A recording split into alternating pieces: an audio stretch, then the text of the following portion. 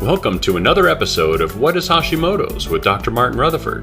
To find out more on any of our topics, or for information on scheduling a consultation with Dr. Rutherford, please visit us at whatishashimotos.com. And now, here's Dr. Rutherford.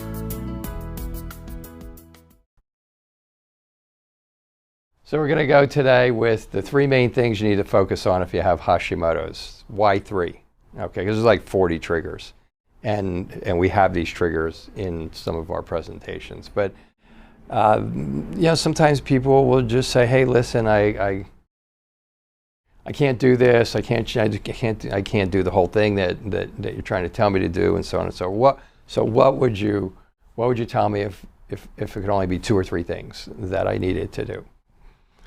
So if I had to go with two or three things, I would say gluten is like it. It's number one. And some of you are thinking, well, I got off of gluten and it didn't do anything. Well, that's because you got too many other things wrong that you're not able to really sense what's going on. But trust me, gluten has molecular mimicry with your thyroid, which means it's not about being an allergy. It's not about being a sensitivity. You can do all the tests. That's fine. But once you know you have Hashimoto's, you also have a sensitivity to gluten, because gluten in a chemical process called molecular mimicry, which is one of the three different ways that autoimmunity spreads.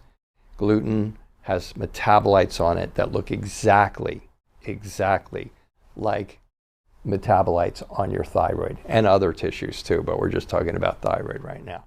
So gluten is out, and I mean it's out. Doesn't mean it's out 6 days a week and I can eat it on Saturday night. It doesn't mean I can eat it, when I want to, because every now and then, because it can contaminate you and cause thyroid enzymes to flare up for 3 days, 3 weeks, or 3 months, literally, and it just depends on which category you're in. But that's number one.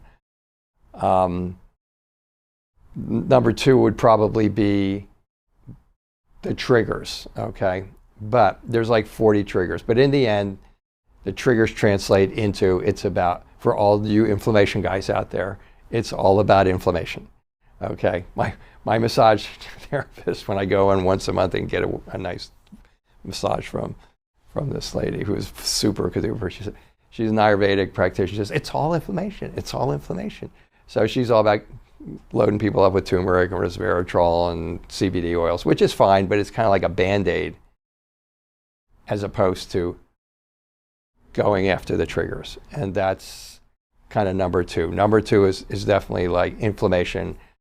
And there's now that we know of 42 triggers for autoimmune thyroid disease.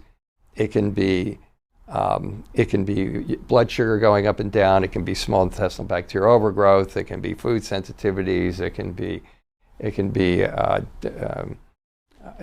plastics, and on and on and on. And we have these on our in our presentations. I have one presentation on, I think it's the 38 triggers, because at that time there was only 38 triggers. So, and all of those cause inflammation. And then as soon as you get anything that causes inflammation, I said blood sugar going up and down. You don't eat, your blood sugar drops, you get irritable and shaky, you get inflammation. Inflammation increases your cortisol, which is, most of you know, everybody seems to know cortisol today because it's a stress hormone and everybody's stressed, okay?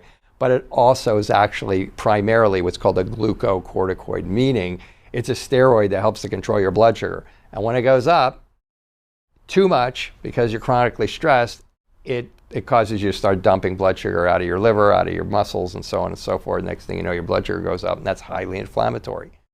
And then that will do a lot of bad things, and one of the bad things it'll do is it'll cause your thyroid to get fired up.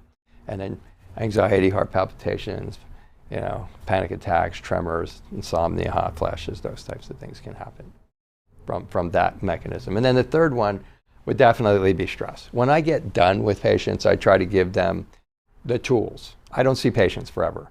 Okay, I have a very distinct way of going about this, in a sense that most of my patients takes X amount of visits to X amount of visits. There's an end point, And at that endpoint, that person going through the protocol should know what they need to do to stay well. And then for the most part, the supplements that I will recommend at the end are entirely to create a threshold so that they cannot trigger off their immune response easily, okay? Because life's full of stresses. Life's full of stressors. And there's lots of triggers like injuries and surgeries and things that can trigger your immune response. So you want to really have your physiology in good shape so when that happens to you, you don't trigger it. So I go over a few supplements that are great for creating that threshold, making it much harder for them to get a trigger that's going to set them off.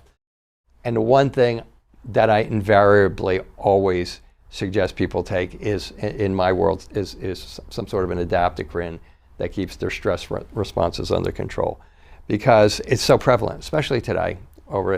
This is 2022, and so it's kind of stressful out there right now, and has been for the last couple of years. So I recommend people take adaptocrines, again, to build a threshold for that when that stress response goes off, which by the way sets off that cortisol I just talked about.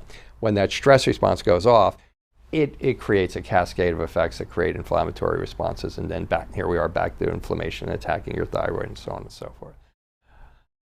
So I usually have them take some sort of an adaptocrine. Those can be like ashwagandha. Some Hashimoto's patients can't take ashwagandha, so if you take it and it makes you worse, stop. Okay, but holy basil, rhodiola, some certain types of eleuthero, ginseng, Panax ginseng. So these things, you can take them individually. Some people have capsules. Some companies have capsules that have them all in there. But those are the three things that when I'm asked that question, those are the three things that I can kind of share with people, because there's 40 possible things. I mean, you need to figure out, off the gluten for sure, control the stress for sure. And stress is one of those 42 triggers. So you basically need to go online and look. The triggers are all over the place now online. We have them. I think we have like a 9 or 10 or 11 or 12 pages of here's what the triggers are that you can get online. So that would be the answer to the three things that you should do.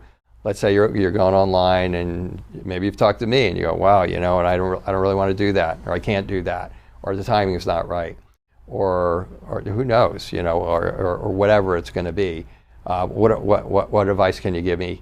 Like the Cliff Notes form, that's the ultimate Cliff Notes form of what to do if you have Hashimoto's, what you need to attack. Thank you for joining us for another episode of What is Hashimoto's? To find out more on any of our topics, or for information on scheduling a consultation with Dr. Rutherford, please visit us at whatishashimotos.com.